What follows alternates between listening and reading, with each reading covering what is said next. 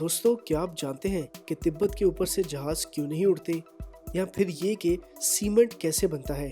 या फिर ये कि फांसी देते वक्त जल्लाद कैदी के कान में क्या कहता है?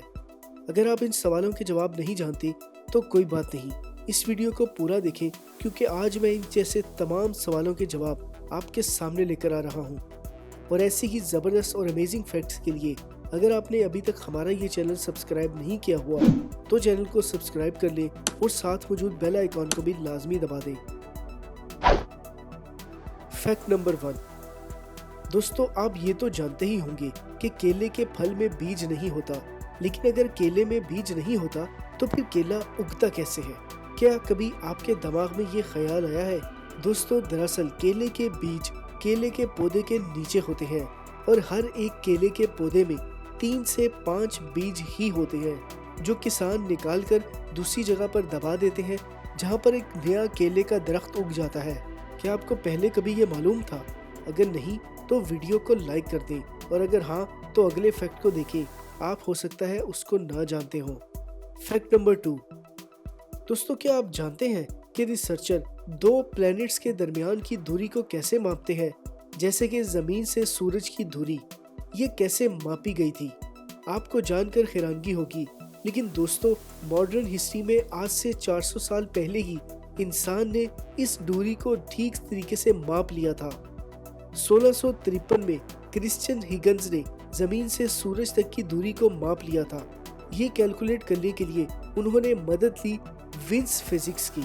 जमीन और सूरज के दरमियान बनी ट्रायंगल्स के एंगल्स जानने के लिए उन्होंने विंस के फिजिक्स को पढ़ा और अपनी कैलकुलेशन के हिसाब से उन्होंने ये दूरी बताई 15.2 करोड़ किलोमीटर। लेकिन प्लैनेट्स में दूरी मापने के लिए सबसे ज्यादा एजाज इटालियन मैथमेटिशियन जियोवानी कैसिनी को जाता है।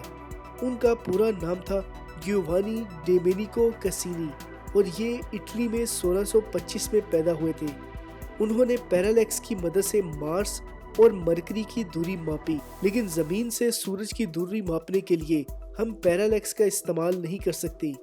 खैर दोस्तों, आज हमारे पास रेडार की टेक्निक मौजूद है जिससे हम किसी भी प्लेनेट की दूरी आसानी से माप सकते हैं।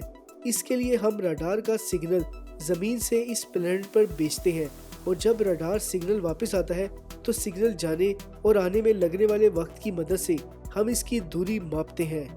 क्योंकि इन सिग्नल की स्पीड लाइट की स्पीड के बराबर होती है, हम किसी भी ऑब्जेक्ट से अपनी दूरी रडार की मदद से बड़ी आसानी से माप सकते हैं। प्लेन और मिसाइल में भी रडार टेक्नोलॉजी ही इस्तेमाल की जाती है। इसलिए दोस्तों, जमीन से दूसरे प्लेनेट की दूरी मापना बहुत आसान हो चुका है। अभी तक तो ये सफर बहुत अच्छा चल रहा है। Fact number 3। ये फैक्ट सुनकर आपको यकीन नहीं होगा, लेकिन दोस्तों क्या आप जानते हैं कि तिब्बत के ऊपर से कोई भी जहाज नहीं उड़ता? इससे पहले कि हम इसकी वजह के ऊपर ध्यान दें, हम तिब्बत के बारे में आपको कुछ इंटरेस्टिंग बताते हैं। दोस्तों, तिब्बत चीन का एक ऑटोनोमियस रीजन है। ये भारत के बॉर्डर के साथ मिलता है। तिब्बत दुनिया में सबसे ऊंची जगह है और तिब्बत को रूफ ऑफ द वर्ल्ड यानी दुनिया की छत भी कहते हैं। इसकी ऊंचाई 6000 से भी ज्यादा है। इसमें मकालू, माउंट एवरेस्ट और कंचनजंगा जैसे और कई 8000 मीटर ऊंचे बुलंद पहाड़ आते हैं। ये इन्फॉर्मेशन आपको ये समझने में मदद देगी कि एयरलाइन कंपनीज तिब्बत के ऊपर ये उड़ान बनने के लिए तैयार क्यों नहीं होती। कमर्शियल फ्लाइट के लिए हद ऊंचाई 28 से 35,000 फुट या फिर 8000 मीटर होती है, लेकिन यहाँ 8000 मीटर से भी ऊंचे पहाड़ फ्लाइट्स के लिए एक दीवार बन के खड़े रहते हैं। दूसरी वजह तिब्बत का समुद्र की सतह से हाई एवरेज एलिवेशन है। हम सभी जानते हैं कि जमीन की 7 तहें हैं और जमीन के सबसे करीबी तह ट्रोपोस्फेयर कहलाती है जो जमीन से 7 मील तक ऊपर को जाती है। हिमालय औसतन 5 मील ऊपर तक जाती है। तिब्बत हमारे एटमॉस्फेयर में एक ऐसी जगह पर मौजूद है जहां एक लेयर दूसरी लेयर से मिलती है। जहाज ट्रोपोस्फेयर से ऊपर वाली सतह जमीन पर उड़ते हैं और स्ट्रेटोस्फेयर से नीचे वाली सतह में उड़ान भरने की सलाह सिर्फ तब दी जाती है जब आपके पास ऑक्सीजन की सप्लाई मौजूद हो।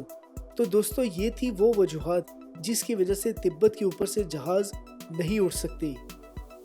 Fact number 4। दोस्तों, सीमेंट जिसको हम मकान या दुकान बनाने के लिए इस्तेमाल करते हैं, जानते हैं किस चीज़ से बनता है? अगर आपको पता है तो आप भी इस वीडियो को स्टॉप करके नीचे कमेंट्स में बताएं। बहरहाल सीमेंट कैल्शियम, सिलिकॉन, लोहा और एल्यूमिनियम को एक फिक्स प्रमोशन में मिक्स करके बना हुआ होता है। सीमेंट बनाने के लिए इन कच्चे केमिकल्स को सीमेंट बनाने वाली मशीनों में गर्म करके पाउडर में तब्दील कर दिया जाता है और फिर जब इस पाउडर में पानी मिलाया जाता है तो ये ठोस हो जाता है और इसको हम सीमेंट कहते हैं। सीमेंट भी कई तरह के होते हैं, लेकिन आम तौर पर इस्तेमाल होने वाला सीमेंट पोर्टलैंड सीमेंट कहलाता है, जो कि एक हाइड्रोलिक सीमेंट है जो कि पानी डालने पर जमने वाला होता है। Fact number 5।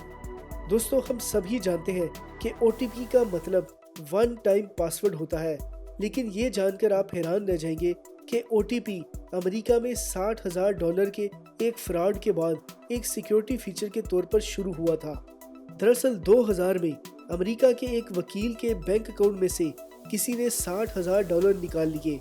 जब इसको इस बात की इंफॉर्मेशन मिली तो वो इसकी जांच करने लग गया। थोड़ी रिसर्च के बाद उसको पता चला कि ऐसी ही हरकत पहले भी 6 अलग अलग लोगों के साथ हो चुकी है। ये काम एक जापानी लड़के का था। इस केस के बाद सभी बैंकों में वन टाइम पासवर्ड का इस्तेमाल होने लगा, जिसने इन ट्रांजैक्शंस को और भी महफूज बना दिया।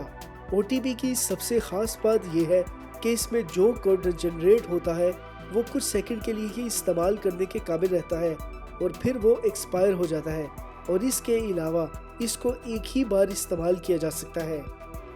Fact number 6। दोस्तों, क्या आप जानते हैं कि जहाज़ों की लैंडिंग के दौरान हवाई जहाज़ के लाइटों को कम क्यों कर दिया जाता है और ऐसा करने के पीछे क्या वजह है? अक्सर आपने भी देखा होगा कि जब हम अंधेरे कमरे से लाइट वाले कमरे में जाते हैं तो कुछ टाइम हमारी आंखों को एडजस्ट करने में लग जाता है। ऐसा तब भी होता है जब हम लाइट वाले कमरे से अंधेरे वाले कमरे में जाएं। प्लेन लैंडिंग या टेक ऑफ के दौरान अक्सर लाइट को कम कर दिया जाता है और ऐसा इसलिए किया जाता है क्योंकि लैंडिंग और टेक ऑफ के दौरान प्लेन क्रैश होने का खतरा सबसे ज़्यादा होता है। अगर प्लेन में इमरजेंसी एग्जिट करनी हो तो इससे पहले ही पैसेंजर की आंखें लाइट में एडजस्ट हो जाएं और वो आसानी से इमरजेंसी एग्जिट को पहचान सके। इसी वजह से प्लेन को लैंडिंग के दौरान और टेक ऑफ के दौरान इसकी लाइट्स डिम कर दी जाती हैं। Fact number 7। दोस्तों, क्या आप जानते हैं कि हमारे मुल्क में जब किसी मुजरिम को फांसी दी जाती है तो इस वक्त फांसी देने वाला जल्लाद मुजरिम के कान में कुछ कहता है और उसके बाद ही मुजरिम को फांसी दी जाती है। लेकिन क्या आप जानना चाहते हैं कि जल्लाद फांसी देने से पहले मुजरिम के कान में क्या कहता है? तो दोस्तों, फांसी देने से कुछ टाइम पहले जल्लाद मुजरिम के कान में कुछ खास नहीं कहता, बल्कि माफ़ी मांगता है और कहता है कि मुझे माफ़ कर दो, मैं मजबूर हूँ। इसके बाद ही मुजरिम को फांसी दी जाती है। दोस्तों, ये थे दुनिया में मौजूद कुछ ऐसे फैक्ट्स जो शायद आपको मालूम ना हो, हमने आपको आज बता दिए। ऐसे ही ज़बरदस्त फैक्ट्स के बारे में जानने के लिए अगर आपने अभी तक हमारा ये चैनल सब्सक्राइब नहीं किया हुआ तो चैनल को सब्सक्राइब कर लें और इसके साथ साथ बेल आइकॉन को भी लाजमी दबा दें